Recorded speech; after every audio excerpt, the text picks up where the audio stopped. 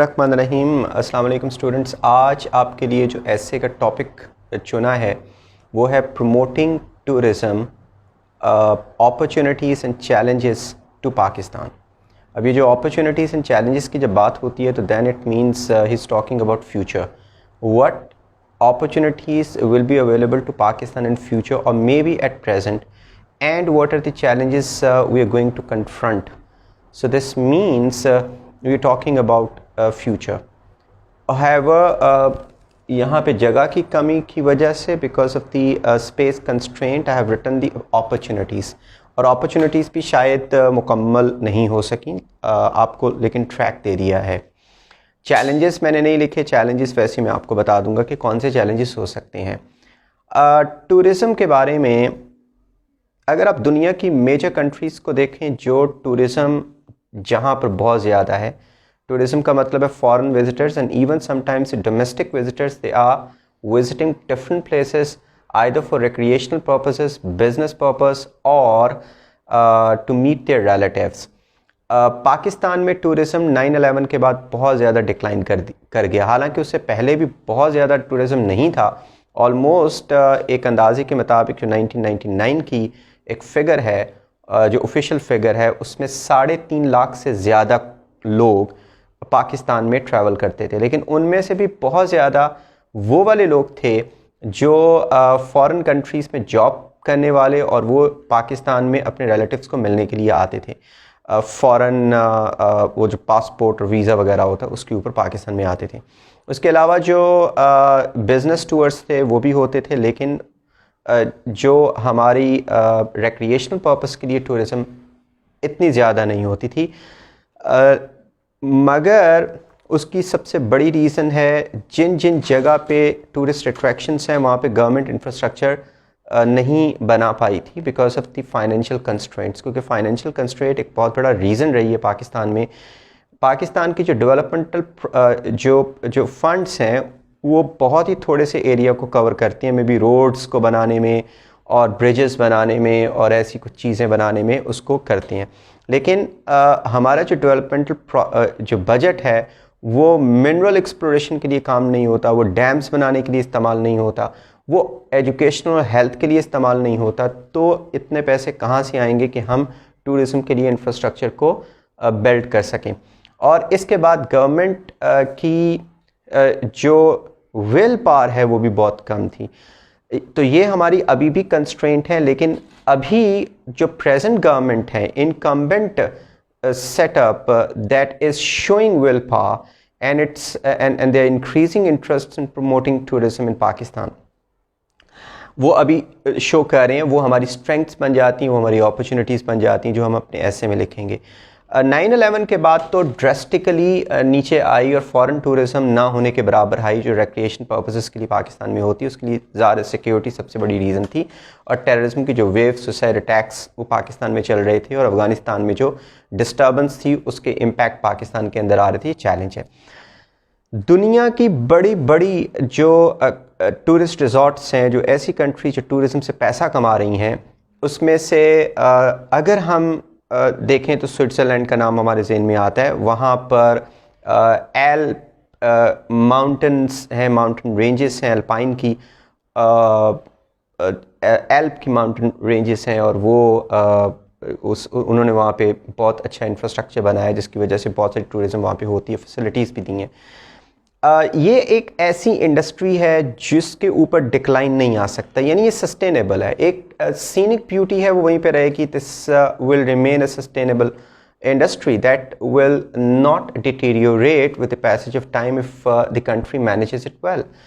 दूसरी तरफ अगर हम सऊदी अरेबिया, ईरान को देख लेते हैं, या ऐसी कंट्रीज़ जहाँ पे रिलीजियस साइट्स मौजूद हैं, यानी होलीस्ट प्लेसेस जहाँ पे मौजूद हैं, तो हम देखेंगे कि वहाँ पर भी कभी भी डिक्लाइन नहीं आ सकता। सऊदी अरेबिया के ऑयल के बाद जो सबसे बड़ी इंडस्ट्री है उनकी वो है टूरिज़म की industry, because millions of pilgrims they visit the holiest places in Mecca and Medina, और उससे भी सऊदी अरेबिया काफ़ी पैसा कमाता है। हम ईरान की मिसाल लेते हैं, इराक़ की मिसाल लेते हैं, यहाँ पर भी टूरिज़म बहुत ज़्यादा है। ईरान में शिया इस्लाम के लिए बहुत सारी तबरुकात वहाँ पड़ी हुई हैं, और वो वहाँ पे जाते हैं और उनको डिक्लाइन नहीं आ सकता इस खास तौर पे टूरिज़्म की इंडस्ट्री के लिए।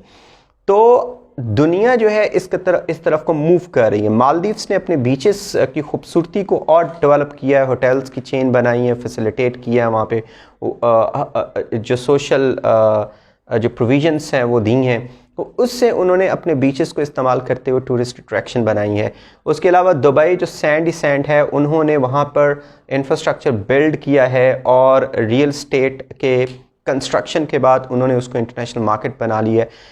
दुबई जैसी कंट्री को कभी भी टूरिस्ट रिसोर्ट नहीं समझा जाता था, स्कॉचिंग हीट और सैंड, वहाँ पे कौन आता है, लेकिन they developed infrastructure there, they made it an attraction for the international community and even the business people they would love to go there and those who are the international shoppers. Pakistan के पास भी ये सारी चीज़ें हैं, Dubai जैसी ports भी हैं पाकिस्तान में, और बहुत सारी ऐसी पोर्ट्स हैं जो कि अनएक्सप्लोर्ड हैं, अभी वर्जन हैं, वहाँ पर अभी तक पहुँचे नहीं। हमारे पास टॉल माउंटेन्स हैं और forested, I mean all mountains are forested by coniferous and alpine forests. उसके अलावा ऐसी ऐसी जगह हैं जहाँ तक पहुँच नहीं पाए हैं, वहाँ तक रोड्स बनाना, इंफ्रास्ट्रक्चर को डेवलप करना, वहाँ पे होटल्स बनाना, ये भी इंफ्रास्ट्रक्चर में आता है, बिजली को प्रोवाइड करना, गैस, फूड की सहूलत, ये सारी चीज़ें गवर्नमेंट के ज़िम्मे में होती है। अगर उसको प्रोवाइड किया जाए तो टूरिस्ट को अट्रैक्ट किया जाएगा। उसके अलावा फिर हमारे पास दुनिया की बुलंद तरीन चोटियाँ हैं, K2 है, नांगा पर्वत है, ट्रेचमीर है। They make not only the scenic beauty but also attract the international sports man, most importantly the mountaineers. तो माउंटेनियरिंग के लिए वो बड़ी अट्रैक्शन है, ये हमारे लिए अपॉर्चुनिटी बनती है। हम जो पाकिस्तान की लैंड है वो रिलीजियस लैंड भी है, that makes the holiest place for the international Sikh tourism. Guru Nanak का जो शराइन है वो हमारे पास है, बहुत सारे जो रिलीजियस फिगर्स हैं जो सिखिज़म के हैं और उनके सिंबल्स यहाँ पे हैं। रंजीत सिंह, जिनको बहुत ज़्यादा वो हिस्ट्री में एक ग्लोरीफाई करते हैं, उनका मज़ार भी या टूम भी यहाँ पे मौजूद है। फिर उसके बाद जो सूफ़ी इस्लाम है उसके लिए बहुत सारे मज़ारात यहाँ पे मौजूद हैं। तो हम रिलीजियस टूरिज़म से बहुत पैसा कमा सकते हैं, only if we ensure security and tolerance in our society. फिर हम देखते हैं what other opportunities are there for us Hindus. दुनिया में जहाँ जहाँ हिंदूस मौजूद हैं उनको पता है कि Pakistan is the holy land for Hinduism, because this land which is the Indus civilization और Indus plain, that is the birth ground of Hinduism. Vedic Hinduism started here, Aryans came here and they started the Vedic Hinduism, और यहीं से ही हिंदुस्तान का नाम पड़ा था, यहीं से इंडिया का नाम, इंडस से इंडिया और हिंद से हिंदुस्तान। तो इस तरीके से ये होली प्लेसेस हैं इनके लिए। फिर बुद्धिज़्म, अशोका ने ख़ास तौर पे कंसंट्रेट किया था पेशावर और अफ़गानिस्तान के इलाकों में बुद्धिज़्म को प्रमोट करने के लिए, और यहाँ पे बहुत सारी मोनेस्ट्रीज़ और बड़े बड़े स्टैचूज़ मौजूद हैं बुद्धिज़्म के हवाले से, उनको हम एक्सप्लोर कर सकते हैं। ख़ास तौर पे गंधारा सिविलाइजेशन, जो कि बाद में टैक्सला जो है वो बाद में बुद्धिज़्म का एक गढ़ बन गया था, वहाँ पे यूनिवर्सिटी थी और उसी यूनिवर्सिटी में चंद्रगुप्त मौर्य पढ़ा करता था, जो पूरे हिंदुस्तान में फिर एक हिंदुओं की डायनेस्टी बनाई और उसको बहुत ऊंचा वो याद करते हैं, उनको अपनी नज़रों में रखते हैं। तो ये सारी अट्रैक्शंस पाकिस्तान में हैं जो अपॉर्चुनिटीज़ क्रिएट करती हैं दुनिया के लिए, और ख़ास तौर पे जो होलीस्ट प्लेसेस हैं उनके ऊपर कभी सवाल नहीं आ सकता, उनको मैनेज करें और ज़िंदगी भर उन रिलीजियस जो फॉलोअर्स हैं वो यहाँ पे आते रहेंगे और हमारी इंडस्ट्री जो टूरिज्म की है वो डेवलप होती रहेगी। एक इंपॉर्टेंट चीज़ सुन लें कि एग्रीकल्चर में Pakistan can not become the economic power, industrialisation में पाकिस्तान नहीं बन सकता। एग्रीकल्चर में क्यों नहीं? क्योंकि पानी के रिसोर्सेज हमारे पास नहीं है, वाटर स्कैंटी है, रेनफॉल इतनी ज़्यादा है, डिक्लाइन कर रही है 1947 से ऑनवर्ड अब तक डिक्लाइन कर रही है, जब से हमने तीन रिवर्स उनको दे दिए, बाकी रिवर्स के ऊपर हिंदुस्तान अपने डैम्स बना रहा है क्योंकि उनके पास भी पानी की कमी है। तो इस तरीके से हम एग्रीकल्चर के ज़रिए से इकोनॉमिक पावर नहीं बन सकते, हम इंडस्ट्री के ज़रिए से भी नहीं बन सकते क्योंकि हमारे पास एनर्जी ही नहीं है या उसके रिसोर्सेस मौजूद नहीं है। तो हमारे पास एक चांस है और वो है सर्विसेज सेक्टर। टूरिज्म बैकबोन है किसी भी सर्विसेज सेक्टर के लिए। अगर हम इन्हीं टूरिस्ट अट्रैक्शंस को बेहतरीन बना सकते हैं, पाकिस्तान कल्चरली रिच है, यहाँ पे मुग़ल बिल्डिंग्स हैं, यहाँ पे सिखों की बिल्डिंग्स हैं, यहाँ पे टूम्स हैं सेंट्स के, यहाँ पर बड़े बड़े टेम्पल्स हैं जहाँ पर हिंदुइज़्म को पैदा किया गया। तो इसका मतलब ये है कि पाकिस्तान एक ऐसी जगह है जहाँ पे टूरिज़्म से डिफरेंट रिलीजन्स के फॉलोअर्स यहाँ पे विज़िट कर सकते हैं और उसके ज़रिए से हम एक बहुत प्रोमिनेंट प्लेस बन सकते हैं। ना सिर्फ हमारी इकोनॉमी बेहतर हो सकती है, हमारा इमेज भी पूरी दुनिया में बेहतर हो सकता है। डाइवर्सिफाइड लैंड है, कल्चरली भी और रिच बनाती है डाइवर्सिफिकेशन इसको कल्चर के हिसाब से।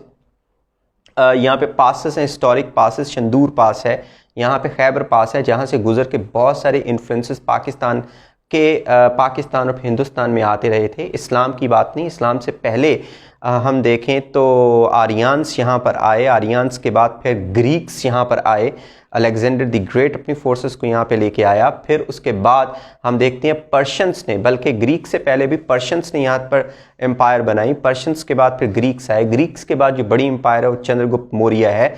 फिर बुद्धिज़्म यहाँ पे फैला और फिर मुसलमान आए और मुसलमानों के डिफरेंट जो इन्फ्लुएंसेस हैं यहाँ पर आए इसी लैंड के रास्ते से। ईरान के रास्ते से अरब्स आए, फिर उसके बाद सेंट्रल एशियन स्टेट्स के रास्ते से बहुत सारे सूफ़ी सेंट्स आए और सूफ़ी इस्लाम यहाँ पर आया, सुन्नी इस्लाम। फिर ईरान के रास्ते से शिया इस्लाम यहाँ पर आया। तो कल्चरल डाइवर्सिटी इतनी ज़्यादा पाकिस्तान के अंदर कि इसको हम टूरिस्ट अट्रैक्शन बना सकते हैं। All of them they make opportunities for Pakistan, but the other opportunities are also there, क्योंकि सर्विसेज सेक्टर है और इसी सर्विसेज सेक्टर को हम यूज़ करके पाकिस्तान को इकोनॉमिक हब बना सकते हैं। बहुत सारे टूरिस्ट्स आते हैं, इमेज अच्छा होता है क्योंकि कल्चरल एक्सचेंजेस होती हैं, टॉलरेंस बढ़ती है और उसके बाद फिर टेक्नोलॉजिकल ट्रांसफ़र भी होती है, क्योंकि टूरिज्म जब यहाँ पर बहुत ज़्यादा होती है, टूरिस्ट्स आते हैं, उससे इन्वेस्टर्स को भी एक इंसेंटिव मिलता है, वो आके यहाँ फिर इन्वेस्टमेंट करते हैं और उसके बाद टेक्नोलॉजी भी ट्रांसफ़र यहाँ पे होती है, क्योंकि टूरिस्ट अपने साथ टेक्नोलॉजी भी लेके आती हैं। हमारे कल्चर की बहुत सारी अच्छी चीज़ें वो लेके जाती हैं, अच्छी यादें लेके जाती हैं, किताबें लिखी जाती हैं, वो ख़ुद जाके बताती हैं। इस तरीके से मुल्क का इमेज बढ़ता है। इमेज के साथ आपकी जो है वो इंटरनेशनल एरिना में आप बिकते हैं बहुत अच्छे तरीके से।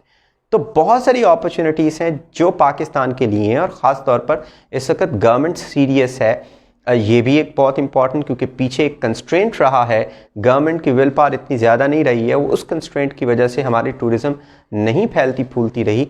तो ये एक तरह से हमारे लिए अपॉर्चुनिटी है। हम अब मैं आपके लिए जो आउटलाइन लिखी है एक दफ़ा हम उसको पढ़ लेते हैं, फिर उसके बाद हम आगे बात करेंगे चैलेंजेस की कि कौन कौन से चैलेंजेस हैं जो टूरिज्म के रास्ते में हैं। ऊपर देखते हैं थीसिस स्टेटमेंट आपने लिखी और आगे लिखना है अपॉर्चुनिटीज। अपॉर्चुनिटी क्या है पाकिस्तान के लिए टूरिज्म के प्रमोट होने के लिए? अफगान पीस आ रहा है जिसके लिए प्रॉस्पेक्ट्स हैं बहुत ज़्यादा कि बेटर सिक्योरिटी होगी, क्योंकि टूरिस्ट्स को या इंटरनेशनल विजिटर्स को सिक्योरिटी चाहिए, स्टेबिलिटी चाहिए, पीस चाहिए और मोहब्बत चाहिए। जब तक पीस और मोहब्बत उनको नहीं मिलेगी वो एक अच्छा इमेज लेके नहीं जाएंगे।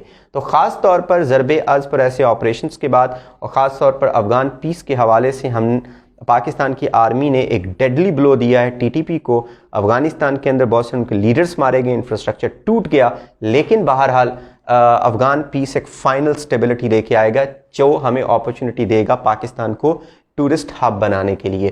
फिर उसके बाद गवर्नमेंट्स इंक्रीजिंग इंटरेस्ट, इसकी बात हमने कर ली है, ये भी अपॉर्चुनिटी है हमारे लिए। सस्टेनेबल सर्विस इंडस्ट्री है, ये सस्टेनेबल रहेगी।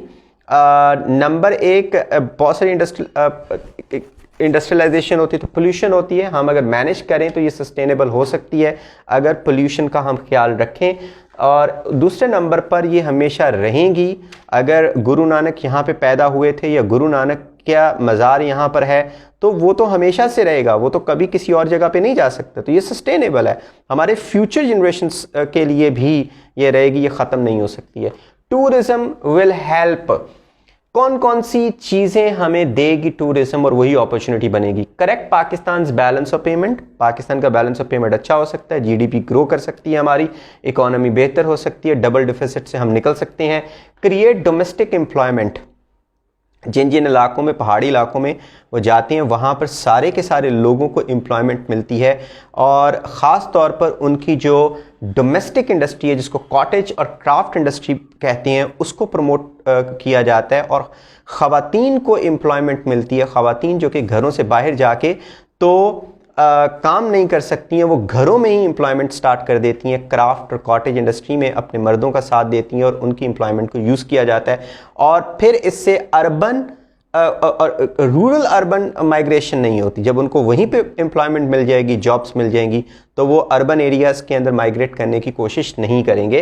तो इससे डोमेस्टिक एम्प्लॉयमेंट क्रिएट होती है। फिर इससे इनकरेज होती है cottage and craft industry.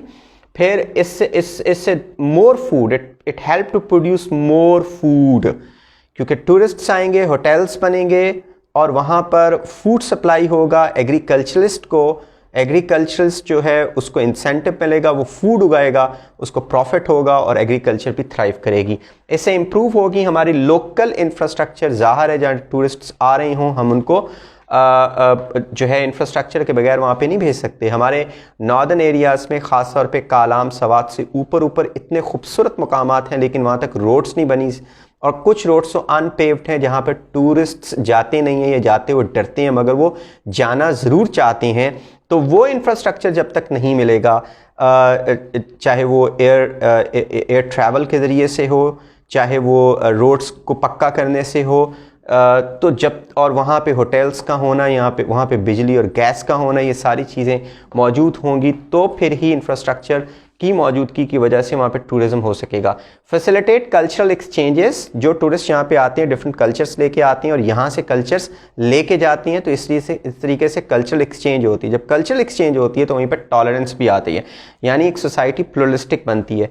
And technological transfer भी होती है। बहुत सारे टूरिस्ट जो अमीर मुल्कों से आते हैं वो टेक्नोलॉजी भी साथ में लेके आती हैं, और ना सिर्फ वो वहाँ पे आते हैं बल्कि वो अगर पोटेंशियल देखते हैं उस मुल्क में इन्वेस्टमेंट का, तो इन्वेस्टमेंट भी करते हैं। इन्वेस्टमेंट से बहुत सारी टेक्नोलॉजी आती है।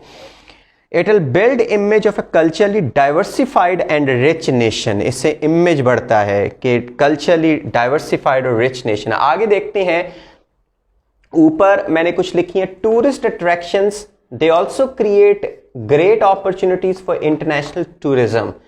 उसमें रिच कल्चरल हेरिटेज है हमारा, और कल्चरल हेरिटेज के नीचे में मैंने कुछ पॉइंट्स लिखे हैं, जैसे आर्कियोलॉजिकल साइट्स हैं हमारे पास।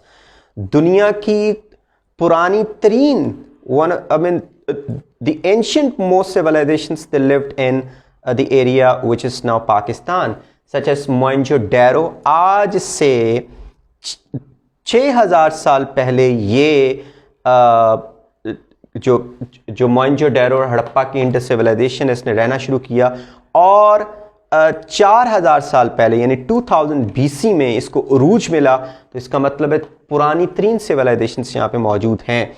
इंडस सिविलाइजेशन से भी पहले एक मेहरगढ़ की सिविलाइजेशन जो अभी आर्कियोलॉजिस्ट्स ने एक्सप्लोर की है बलूचिस्तान के बॉर्डर एरियाज़ में, और उसके बारे में समझा जाता है कि वो 6000 BC में पाई जाती थी और वो ओल्डेस्ट सिविलाइजेशन होगी। तो इसका मतलब है Pakistan is a land of the oldest and ancient civilisations. इसमें सिर्फ इजिप्ट और चाइनीज़ ही नहीं, पाकिस्तान की लैंड भी, क्योंकि चाइनीज़ सिविलाइजेशन और ख़ास तौर पर जो बेबीलोन की सिविलाइजेशन और उसके बाद इजिप्ट की सिविलाइजेशन, उसके साथ पाकिस्तान की जो सिविलाइजेशन है इंडस सिविलाइजेशन, उसको भी रखा जाता है द एंशिएंट सिविलाइजेशंस इंटरनेशनली। फिर उसके बाद टेक्सला यहाँ पर है, जहाँ पर गंधारन और बुद्धिस्ट सिविलाइजेशन यहाँ मौजूद है। तो ये पुरानी सिविलाइजेशन जो आर्कियोलॉजिकल साइट्स हैं वो भी है, ये एक तरह से अपॉर्चुनिटी पैदा करती हैं। फिर हिस्टोरिकल साइट्स यहाँ पर हैं, यहाँ पे फोर्ट्स हैं, मुगल फोर्ट्स हैं, यहाँ पे मस्जिद्स हैं पुरानी और ख़ास तौर पर बहुत सारे रूलर्स ने, बहुत सारी डायनेस्टीज़ ने बनाई, और ख़ास तौर पे मुगल्स ने। गार्डन्स हैं जैसे कि शालीमार गार्डन्स है, टूम्स हैं बहुत सारे, जहांगीर का टूम है, फिर उसके अलावा लाहौर में और जो रंजीत सिंह का टूम है। तो ऐसे बहुत सारे टूम्स भी यहाँ पर मौजूद हैं। तो ये क्या शो करते हैं, rich Mughal culture. British buildings भी मौजूद हैं यहाँ पर। अब उसके बाद Pakistan the land of Indus is the holiest place for Sikhism and holy place for Hinduism and Buddhism. इनके लिए बुद्धिज्म का एक मास्टरपीस स्टैचू है जिसको कहते हैं स्टाविंग बुद्धा।